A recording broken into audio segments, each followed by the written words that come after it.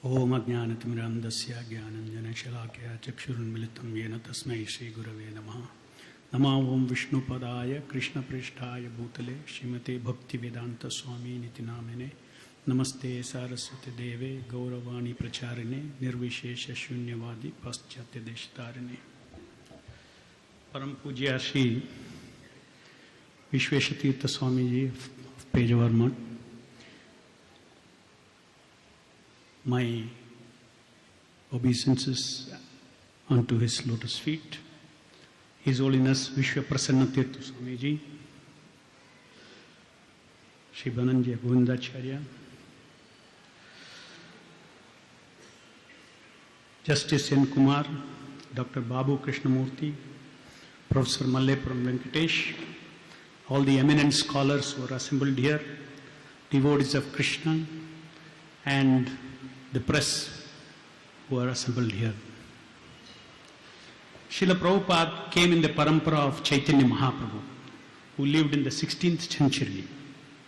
Chaitanya Mahaprabhu took initiation from Ishwarapuri, and Ishwarapuri was an acharya who was coming in the parampara of Madhvacharya.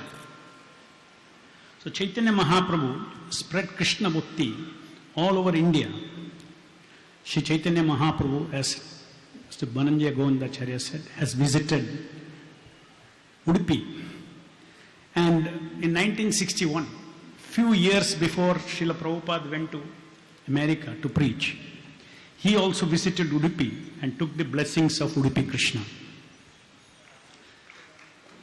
Thus the deep root of the Hare Krishna movement is at Udupi, the seat of Madhvacharya.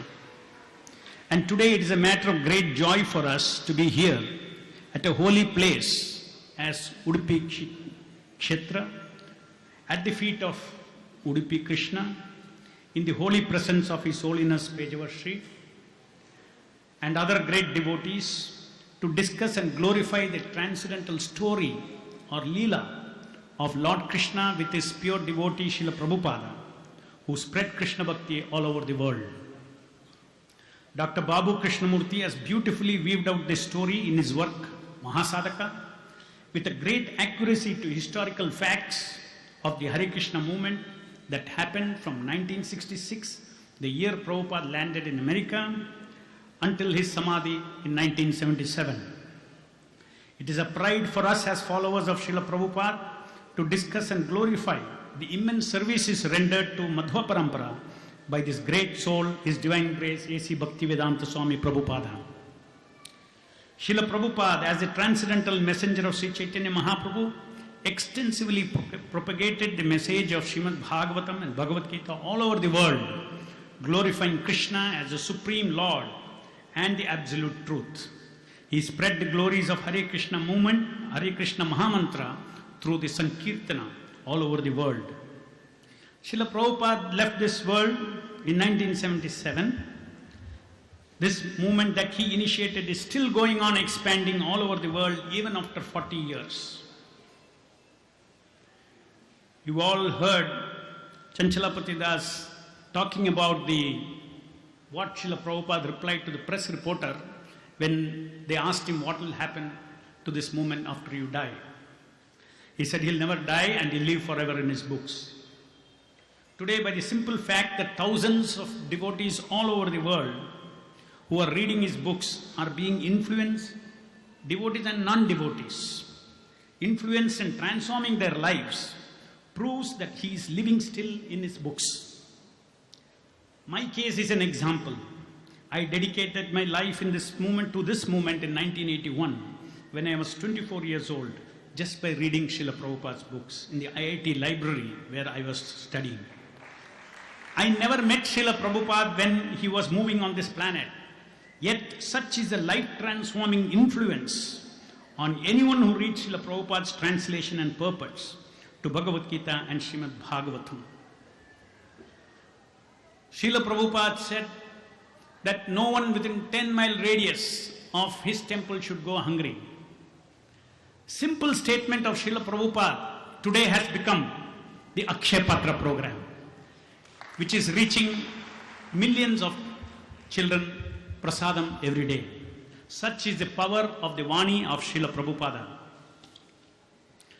Until Srila Prabhupada went to America, even the scholars of the West knew only that Vedanta is only Nirguna Brahman, but did not know anything about the personal God or Vishnu or Parabrahman, who is the very source of Brahman as revealed in the Vedic scriptures. It was largely because the translations of Vedic texts available to the English-speaking people in the last 2 centuries was mostly that of Upanishads, which largely focused on the Brahman or impersonal aspect of Vedantic truth, especially translations by Emerson, Thoreau, and Max Muller. The Western scholarly world lacked the authentic presentation of the complete Vedantic truth of personal God or the personal aspect of the absolute truth, Parabrahman. Dr. J. Stilson Judah, who was the then professor of the History of Religions, California, talks of Srila Prabhupada's unique contribution. Quote, Dr. Judah, in reality, he was the first to bring devotional theistic Hinduism, Vaishnavism to the Western world. Until that time, the West had become acquainted with Hindu philosophy, mainly limited to non-devotional translations and commentaries, representing the dualistic, pantheistic understanding. Unquote.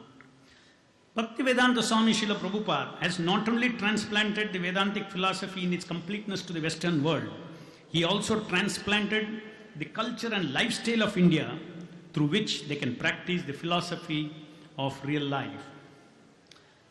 As was mentioned by other speakers, he was criticized by caste brahmanas and sadhus back in India for giving Gayatri Mantra to foreigners. But very few of those who criticized him knew the rigor that Srila Prabhupada wanted someone to follow before giving Diksha to the foreigners.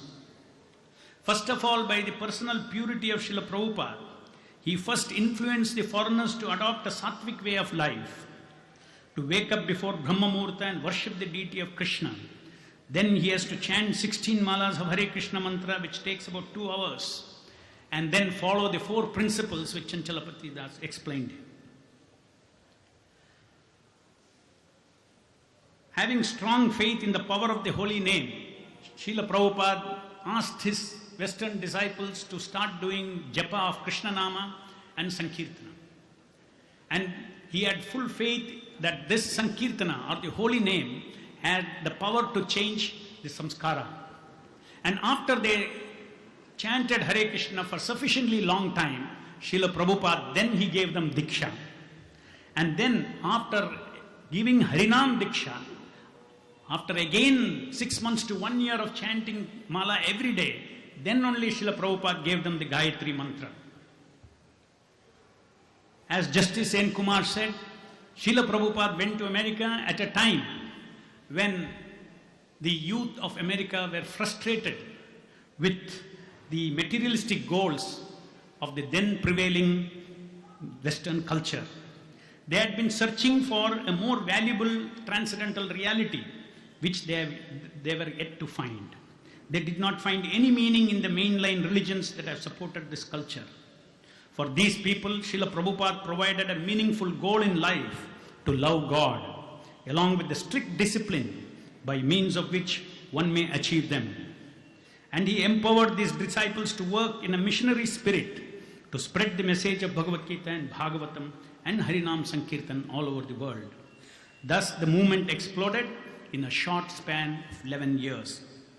Dr. Babu Krishnamurti, in his beautiful work, Mahasadhaka, narrates wonderfully the story of how Krishna Leela unfolded in 11 years through his pure devotee, Srila Prabhupada.